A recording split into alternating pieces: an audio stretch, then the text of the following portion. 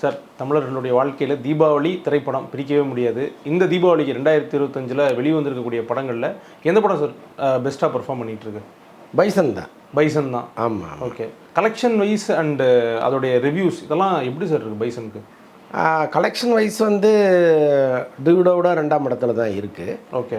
Dude எப்போவுமே வந்து பிரதீப் ரங்கநாதன் இந்த இளைஞர் கூட்டம் 18+ அது வந்து சொல்லவே வேண்டாம், அதுக்கு ஒரு தனி க்ரௌடு இருக்கும். பட் மாரி செல்வராஜ் படம் வந்து அப்படியே மெல்ல மெல்ல விஸ்வரூபம் எடுக்கிற படம். அது வந்த போது வந்த அன்னைக்கே ஒரு பெரிய நட்சத்திர அந்தஸ்தோட ஒரு ரஜினி கமல் படங்களுக்கோ அஜித் விஜய் படங்களுக்கோ வர மாதிரிலாம் கூட்டம் வராது.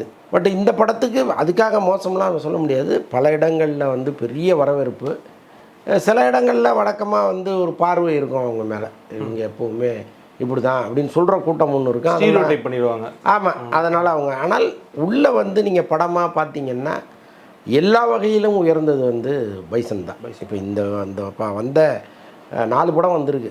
நம்ம இன்னொரு படம் ஒன்று வந்திருக்கு, அது கணக்கிலே எடுக்கல, நட்டி படம் ஒன்று. ஓகே. ஸோ அதனால் இந்த 4 படத்துலேயும் ரொம்ப சிறப்பான படம்னா பைசன் தான்.